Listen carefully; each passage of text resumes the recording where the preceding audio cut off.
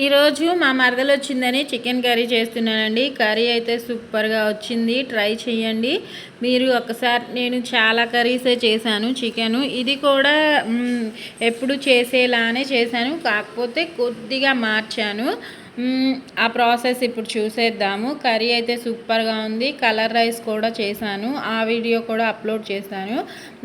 మా మరదలు ఇంటికి వచ్చిందని చెప్పి చేశాను అనమాట. హాలిడేస్కి వచ్చారు పిల్లలు మా మరదలు, ఇంకా వాళ్ళ కోసం స్పెషల్గా చిన్న పార్టీ చేశాను అంతే. ఇంకా చికెన్ కట్ చేస్తుంది. మన చికెను, ఉల్లిపాయలు అన్నీ మా మరదలు కట్ చేసుకుంటుంది. అంటే తను నాకు హెల్ప్ చేస్తుంది అనమాట. ఈ కాలంలో అంటే సమ్మర్లో కాస్త హెల్ప్ ఉంటేనే బాగుంటుంది అనిపిస్తుంది కదా ఇలాంటి రెసిపీస్ చేయడానికి. ఒక్కళ్ళమే చేయాలంటే కాస్త ఈ చెమటకి చిరాగ్గా ఉంటుంది, కాబట్టి తను కూడా నేను హెల్ప్ చేస్తానని తనకైతేనే ఎప్పుడైనా తను హెల్ప్ చేస్తూనే ఉంటుంది. ఇంకా వెజిటేబుల్స్ కట్ చేస్తుంది. ఇంకా నేనైతే కర్రీ రైస్ నేను ప్రిపేర్ చేస్తున్నాను అనమాట. ఇంకా దానికి కావాల్సిన ఇంగ్రీడియంట్స్ అవన్నీ నేను ప్రిపేర్ చేసుకుంటున్నాను. ఈలోపు మా మరదలు చికెన్ నీట్గా కట్ చేసేసింది. బియ్యం తీసుకున్నాను ఒక 3.5 గ్లాస్ అనమాట. టొమాటో, పచ్చిమిర్చి రైస్లోకి, అది కర్రీలోకి మొత్తం ఈవెన్గా కట్ చేసి పెట్టేసింది. ఇవి కూడా ఆనియన్స్ రైస్లోకి కర్రీలోకి 2 కట్ చేసి ఇచ్చింది. ఇంకా కర్రీని తాలింపు వేసుకుంటున్నాను.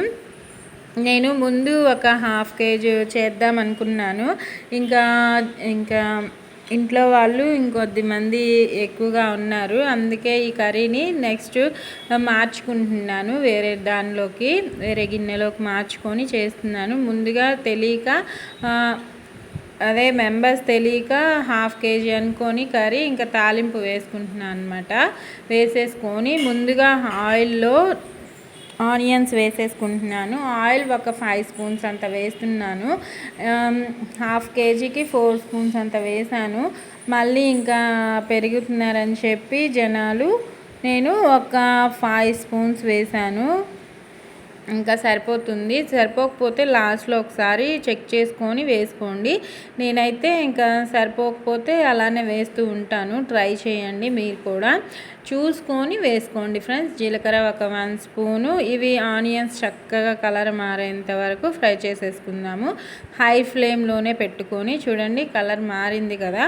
ఈ టైంలో ఫ్రెష్గా పట్టుకున్న అల్లం పేస్ట్ ఒక 1 స్పూన్ వేసాను. 1 స్పూన్ అంత సరిపోతుంది. 1 kg చికెన్ అనమాట. ఇంకా వేసేసుకొని హై ఫ్లేమ్లోనే పచ్చివాసన పోయేంతసేపు ఫ్రై చేసుకుందాము. ఇంకా అల్లం పచ్చివాసన పోయింది. ఈ టైంలో ఆనియన్స్ కూడా చూడండి పింకిష్ కలర్లోకి వచ్చేసాయి కదా. మరి నేను ఒక్కొక్క కర్రీకి ఒక్కొక్కలాగా ఫ్రై చేస్తూ ఉంటాను. ఎవరైనా అంతే కదా, ఎవరి స్టైల్లో వారు చేస్తూ ఉంటారు. ఇది నా స్టైల్లో చేస్తున్నాను అనమాట. రాని వాళ్ళు నేర్చుకోండి, వచ్చిన వాళ్ళు లైక్ చేయండి ఫ్రెండ్స్. ఇంకా చూడండి పచ్చివాసన పోయింది. అల్లం పేస్ట్ని ఇలా దగ్గరే ఉండి కలుపుతూ ఉంటే అప్పుడు పచ్చివాసన పోతుంది, అడుగు పట్టకుండా ఉంటుంది. ఇంకా కడిగి పెట్టుకున్న చికెన్ని కూడా ఈ టైంలో వేసేస్తున్నాను. నీట్గా వాష్ చేసేసుకున్నాను. వాష్ చేసుకున్న చికెన్ని కూడా వేసుకొని దానిలో ఇప్పుడు ఒక 1 స్పూన్ అంత పసుపు, ఒక 1 స్పూన్ అంత ఉప్పు కూడా వేసి మగ్గించుకుంటాను. ఒక 10 మినిట్స్ మగ్గించుకుంటాను. ఎందుకంటే చికెన్లో ఉన్న నీసు వాసన అంతా పసుపు ఉప్పు వేస్తున్నాం కాబట్టి ఆ నీసు వాసన అంతా విరిగిపోతుంది. ఇంకా బాగా రెడీ అవుతుంది మన చికెన్ అయితే సూపర్గా ఉంటుంది. ఒకసారి మిక్స్ చేసేసుకొని మూత పెట్టుకొని చక్కగా మగ్గించుకొని ఒక 10 మినిట్స్ సరిపోతుంది. ఆ తర్వాత వేయాల్సిన ఇంగ్రీడియంట్స్ క్లియర్గా చూపిస్తాను మీకు. నా వీడియోస్ వంటలు నచ్చితే లైక్ చేయండి, షేర్ చేయండి, కామెంట్ పెట్టండి. అసలు మీకు ఎలా వస్తున్నాయో నా కామెంట్స్లో పెట్టండి ఫ్రెండ్స్. చెప్పాను కదా, నేను ఇంకా కర్రీ ఎక్కువగా ఉందని చెప్పి గిన్నె మార్చుకున్నాను. దానిలో సరిపోదు, దాంట్లో 1/2 kg మాత్రమే సరిపోతుంది. 1 కేజీ అయితే దీంట్లో మార్చేసుకున్నాను. టొమాటోస్ చూపించాను కదా, 4 టొమాటోస్ వేసేసుకుంటున్నాను. వేసుకొని కేజీకి 4 టమాటాలు వేసుకోండి. ఇలా ఇంకొకటి తగ్గించినా పర్వాలేదు, బాగుంటుంది కర్రీ. టమాటాలు చికెన్లో ఎప్పుడైనా ఎక్కువగా వేయొద్దు, టేస్ట్ మారిపోతుంది.